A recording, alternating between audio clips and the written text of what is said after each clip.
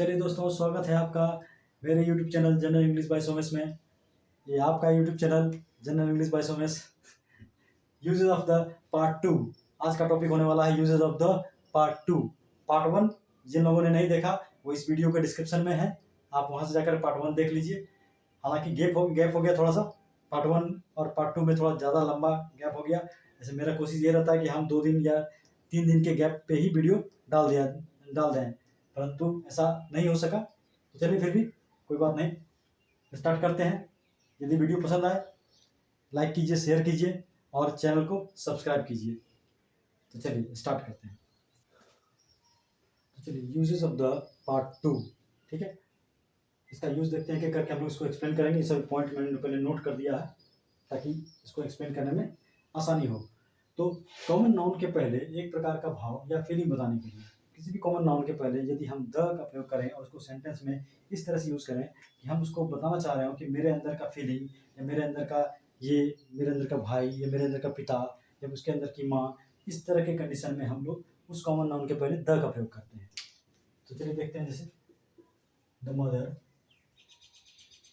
in her took pity on the little girl, ठीक है। The mother in her took pity on the little girl, यानी कि उसके अंदर की माँ को उस छोटे बच्चे पर बड़ा दया आया, ठीक है, उस छोटी बच्ची पर दया आया। The brother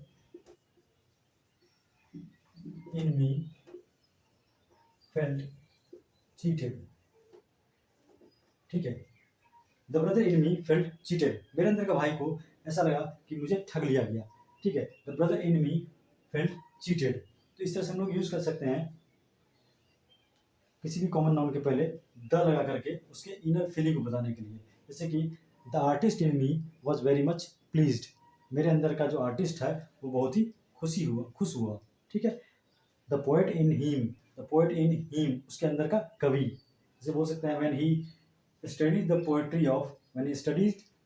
poetry of Rabindranath Tagore, the poet in him was very pleased, यानी कि जब उसने रविंद्रनाथ टैगोर की कविताओं को पढ़ा या उनके पोएट्री को पढ़ा तो उसके अंदर का जो कवि था बहुत ही प्रसन्न हुआ, इम्प्रेस्ड हुआ, प्रभावित हुआ, ठीक है। तो किसी भी फीलिंग को बताने के लिए तो हम लोग यहाँ पर द का प्रयोग करते हैं उस कॉमन नाउन के पहले, ठीक है। अगला प्रयोग देखते हैं। अगला प्रयोग जो है माप तौल के यूनिट के पहले, माप तौल का यूनिट जैसे कि किलो, मीटर, डजन, लीटर, ये सब क्या माप तौल का यूनिट है। इसका देखते हैं। The eggs are sold by the dozen, ठीक है। The eggs are sold by the dozen. यहाँ पर पिछले जब हम बता रहे थे ए और एन का प्रयोग, उसमें इस तरह के सेंटेंस का डिस्कस हुआ था। उसमें एक चीज और लिखा गया था, ए को भी हम करेक्ट मान सकते हैं, यानी कि the eggs are sold by a dozen भी सही है और the eggs are sold by the dozen भी सही है। इसका मतलब हुआ कि अंडों को दर्जन के हिसाब से बेचा जाता है, ठीक है, प्रति दर्जन के हिसाब से बेचा जाता है। तो इसमें the eggs are sold by the dozen या eggs are sold by a dozen. बोल सकते हैं milk is sold by a litre या फिर by the litre. Milk is sold by the litre, बोलिए बाय ए लीटर, ठीक है। Milk is sold by the litre या फिर बाय ए लीटर, दोनों सही है। तो इस तरह से हम लोगों ने देखा कि द का एक और प्रयोग है कि माप तौल के यूनिट के पहले दर बताने के लिए, ठीक है, जैसे कि किस दर से बेचा जाता है या किस हिसाब से बेचा जाता है। अगला प्रयोग देखते हैं। अगला प्रयोग है म्यूजिकल इंस्ट्रूमेंट के नाम के पहले, कोई भी म्यूजिकल इंस्ट्रूमेंट हो यानी कि वाद्य यंत्र हो उसके नाम के पहले, जैसे द पियानो, द तबला, ठीक है, द पियानो, द तबला, ठीक है, द गिटार। इस तरह से हम लोग उसको यूज करते हैं, किसी भी म्यूजिकल इंस्ट्रूमेंट के नाम के पहले द का प्रयोग करते हैं। अगला देखते हैं किसी जानवर या पेड़ पौधे की पूरी क्लास यानी जाति बताने के लिए, किसी भी जानवर या पेड़ पौधा का पूरा क्लास या जाति बताने के लिए, जैसे कि हम लिखते हैं यहाँ पर कि the dog is a faithful animal. ठीक है, कुत्ता एक वफादार जानवर है, कुत्ता एक वफादार जानवर है। तो यहाँ से द, इस डॉग के पहले जो द लगा हुआ है, इससे क्या पता चल रहा है कि सभी पूरे कुत्तों की प्रजाति, ठीक है, कुत्तों का पूरा प्रजाति क्या है, वफादार है। दूसरा एग्जाम्पल देख सकते हैं, the lion is a ferocious animal. ठीक है, the lion is a ferocious animal. शेर क्या है, एक भयावह जानवर है।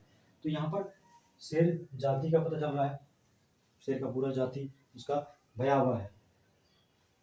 देख सकते हैं, द रोज स्मेल्स स्वीट। ठीक है, गुलाब मीठा महकता है। इससे क्या पता चलता है, सभी गुलाब मीठे महकते हैं। ठीक है, तो यहाँ से हम एक चीज कर रहे हैं कि ये जनरलाइज एक एक्सेप्शनल प्रयोग है इसका दर का, कि ये क्या कर रहा है, यहाँ पर किसी भी कॉमन नाउन के पहले आकर के इसके क्लास को बता रहा है, क्लास को रिप्रेजेंट कर दे रहा है, यानी कि वो पूरे क्लास के बारे में बता दे रहा है। तो the dog is a faithful animal, the lion is a ferocious animal. यहाँ से पता चला कि सभी शेर जो हैं वो फेरोशियस हैं। द रोज स्मेल्स स्वीट, सभी गुलाब मीठे महकते हैं। अब इसका एक प्रयोग देखना है कि एक ध्यान देने वाली बात यहाँ है कि द डॉग्स, इस केस में जब हम लोग पूरे जाति का रिप्रेजेंट कर रहे हों तो द डॉग्स का प्रयोग नहीं करते हैं। क्या प्रयोग करेंगे, या तो सिर्फ डॉग्स या फिर द डॉग, ये इस तरह द डॉग या फिर डॉग्स। एग्जाम्पल में देख के समझेंगे इसको। ठीक है, इसको मिटाते हैं यहाँ।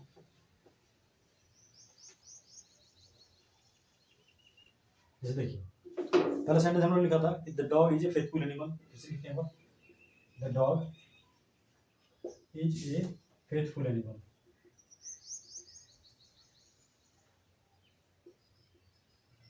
ठीक है, the dog is a faithful animal. अब यहाँ ध्यान देने की बात है कि इसको दूसरे तरीके से कैसे लिख सकते हैं। यहाँ तो पता चल गया कि कुत्ता का पूरा प्रजाति जो है वो वफादार होता है। दूसरे तरीके से लिखने का तरीका इसका, डॉग्स आर फेथफुल एनिमल्स। ठीक है, तो ये चीज यहाँ पर ध्यान दीजिएगा कि डॉग्स आर, ठीक है, डॉग के पहले क्या लगा, द लगा, तो पता चल गया कि पूरे डॉग का जो पूरा प्रजाति है वो फेथफुल है, उसके बारे में बात हो रहा है। और यहाँ पर द का प्रयोग नहीं किए हैं, यहाँ से डॉग्स का प्रयोग किए हैं, डॉग्स आर फेथफुल। ठीक है, यहाँ से पता चल रहा है कि यहाँ भी वही चीज स्पष्ट हो रहा है कि कुत्ते की पूरी प्रजाति जो है वो फेथफुल है। तो इस तरह से तो इस तरह से देखिएगा, the dog is a faithful animal, dogs are faithful animal. तो यहाँ पर ये वाला जो द है ये सही है, लेकिन अगर यहाँ पर द लगा देते हैं तो ये द यहाँ पर नहीं लगाना है। ठीक है, अगर प्लूरल है तो द नहीं लगाना है, सिंगुलर है तो द लगाना है। ठीक है, मतलब क्या है, मीनिंग क्या निकल के आ रहा है कि पूरे क्लास को जब रिप्रेजेंट करने का बात हो रहा हो, जब इस वर्ड से या इस नाउन से, जो नाउन यहाँ यूज हुआ है, जो कॉमन नाउन, जब किसी कॉमन नाउन से पूरे क्लास को रिप्रेजेंट करने का बात हो रहा हो तो उस कॉमन नाउन को प्लूरल में नहीं डालते हैं। ठीक है, यहाँ डॉग से पूरे डॉग प्रजाति का बात किया जा रहा है और यहाँ भी डॉग्स से पूरे प्रजाति का बात किया जा रहा है। तो क्योंकि यहाँ डॉग्स है इसीलिए यहाँ पर द नहीं लगाएंगे, यहाँ पर डॉग है इसीलिए यहाँ द लगाना है। तो ये प्रयोग हो गया। किसी जानवर या पेड़ पौधे के पूरे क्लास जाति बताने के लिए सिंगुलर नाउन का प्रयोग करते हैं। एक चीज गौर करने वाली बात है यहाँ पर कि मैन और वुमेन, यानी कि मनुष्य के अर्थ में उसके पहले द नहीं लगाया जाता है, क्योंकि वो पूरे क्लास को रिप्रेजेंट नहीं करता है। तो यहाँ पर हम लोग मैन इज मॉर्टल लिखते हैं अगर, तो यहाँ पर द का प्रयोग नहीं करेंगे। ठीक है, वुमेन और मैन के अर्थ में हम लोग द का प्रयोग नहीं करते हैं, क्योंकि ऐसा नहीं समझना है कि अगर हम डॉग के आगे या लायन के आगे या रोज के आगे लगा देते हैं तो फिर वो पूरा जनरलाइज स्टेटमेंट हो जाता है, वो पूरे क्लास को रिप्रेजेंट करता है। मैन के अर्थ में वैसा नहीं है, वुमेन के अर्थ में वैसा नहीं है। ठीक है, अब आगे बढ़ते हैं। अगला प्रयोग है सेम और होल के पहले। सेम मतलब वही और होल मतलब पूरा। तो हम लिख सकते हैं ऐसे, दिस इज द सेम, ठीक है, pen that you gave me। This is the same pen that you gave me, यहाँ पर द का प्रयोग सेम के पहले करना पड़ेगा, ठीक है। ऐसा नहीं बोल सकते हैं कि this is same pen that you gave me, this is the same pen. He called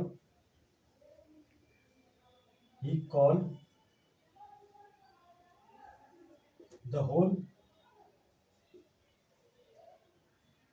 class, उसने पूरे क्लास को बुला लिया, he called the whole class, ठीक है। यहाँ पर होल के पहले द का प्रयोग करना पड़ेगा, या फिर the whole class was punished, ऐसा बोल सकते हैं, the whole class was punished, यानी कि पूरे क्लास को सजा मिला। तो इस तरह से होल के अर्थ में, जब होल का प्रयोग पूरा के अर्थ में हो रहा हो तो यहाँ पर द का प्रयोग करेंगे होल के पहले, और सेम के का प्रयोग के पहले द का प्रयोग करेंगे सेम से पहले, ठीक है। इसी तरह से ऑल और बोथ में है, ठीक है, ऑल और बोथ। देखिए all the boys were punished, क्या लिखेंगे, all the boys were punished,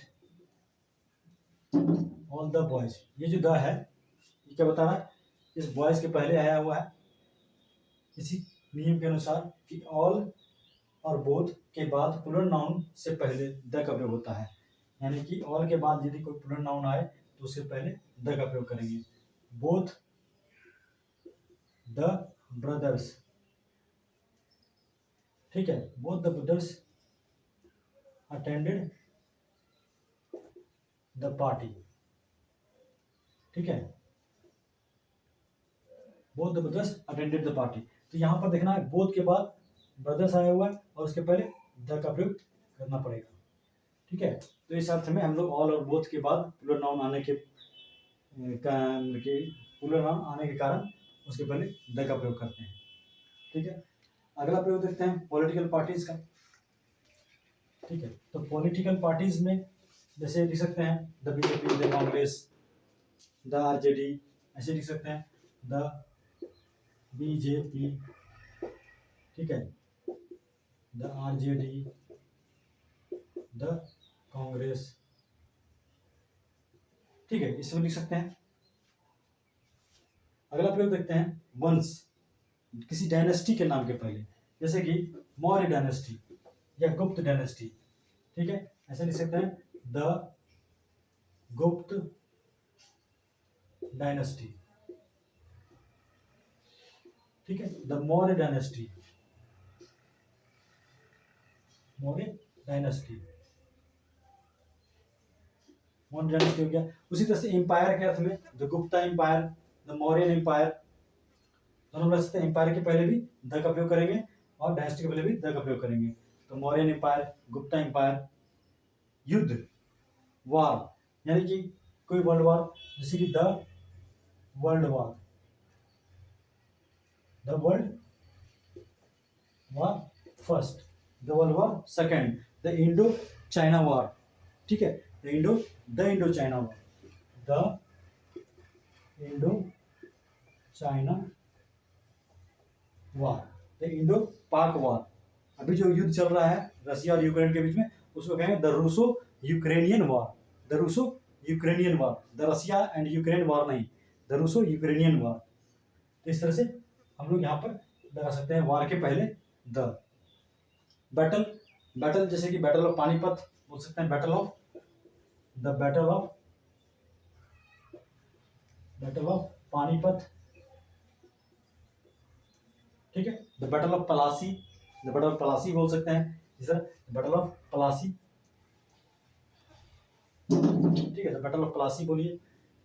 अगला क्रांति, रिवॉल्यूशन, तो जैसे कि श्वेत क्रांति, the white revolution, the brown revolution, the green revolution, इस तरह से हम लोग रिवॉल्यूशन के पहले द का प्रयोग कर सकते हैं। द फ्रेंच रिवॉल्यूशन, ठीक है, द फ्रेंच रिवॉल्यूशन, रिवॉल्यूशन, ठीक है, the French revolution, the green revolution, the green revolution, ठीक है। तो इस तरह से रेवोल्यूशन के पहले हम लोग द का प्रयोग करते हैं। The Russian revolution. अगला है शताब्दी। शताब्दी जैसे century, the 16th century, the 17th century, the 18th century. ठीक है, द लिख सकते हैं 16th सेंचुरी,